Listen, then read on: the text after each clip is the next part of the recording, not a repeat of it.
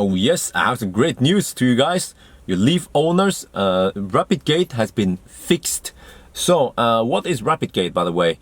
Well, the new Leaf had a problem since it came out, which was that if you try to drive a lot in one day and you fast charge several times, then because of higher temperature, the battery will kind of like protect itself, and then you get slower charging speed. So it kind of limited people when they wanted to drive far, you know.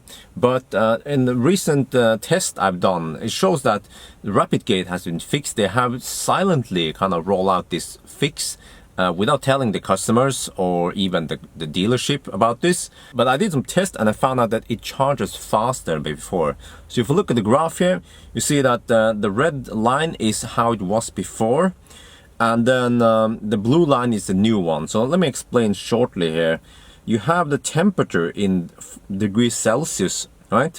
And then as the temperature goes up, then you will get slower charging speed. And also there's a limit when it comes to lower temperature. So you see that the old one had kind of like a small, very narrow sweet spot, whereas the new fix is much greater. So this makes long trips with a new Leaf way more enjoyable than before. So the question is that, do you have this fixed on your Leaf or not? Well, you can go into the service menu. There's a procedure to enter the service menu, and there's like lots of version information there, but I couldn't figure out which version you need in order to get that one. So I think the fastest way to do it is to either buy this OBD dongle, and then you have to get Leaf Spy. Actually, you should do that anyway, because there's lots of useful info in there.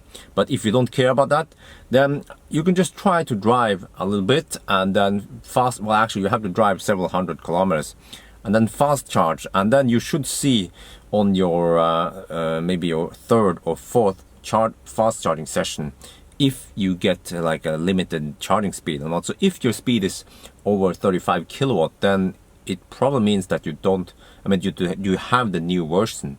We don't know for sure when it comes, but at least I've seen that people who have received the car around August to October 2018 has that new fix, whereas old car doesn't seem to have it, but we don't know where it is, where the border is. And if you have an old one, how do you get this fixed? Well, you have to go to a Nissan dealership and ask them whether you can get it updated or not. It seems to be only a software update, not a hardware update. But the problem is that there is no bulletin fix for this, so you can't get it like for free. You know, there's like no like worldwide rollout of this thing here, and many people don't even know about this.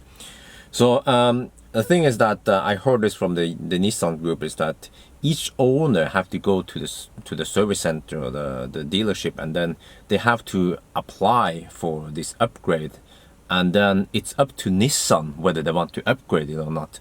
And then also heard from others that they also asked about this and they said no, we're not going to upgrade.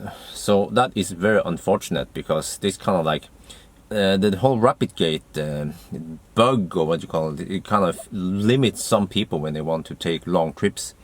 So the last thing I will talk about is degradation, because the first thing other people, especially people who don't own the Leaf, care about or concerned about is what about degradation, because higher temperature on the battery usually means higher degradation.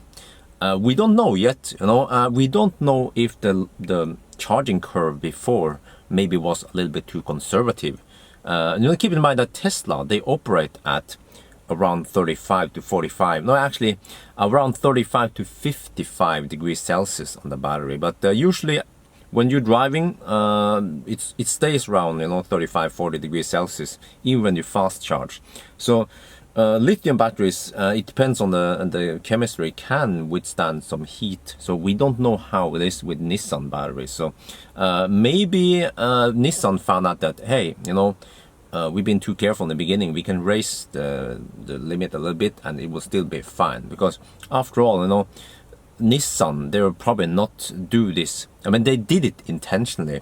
So they wouldn't do this if they knew that it will degrade the battery faster and it will cost them more warranty repairs and replacements. So we don't know. Like, we can't assume anything yet before we actually see state of health over time if you can compare, let's say, the new car, the new fix with the old one, and then if we suddenly see that, hey, the new ones, they degrade faster than the old one, then yeah, until then we shouldn't assume anything.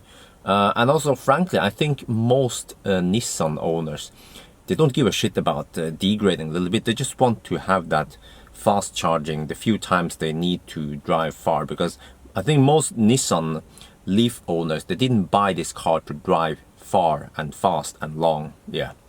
So yes, that was a short and not very detailed video about this. So I hope you guys enjoyed this video. As always, thank you for watching, and bye bye.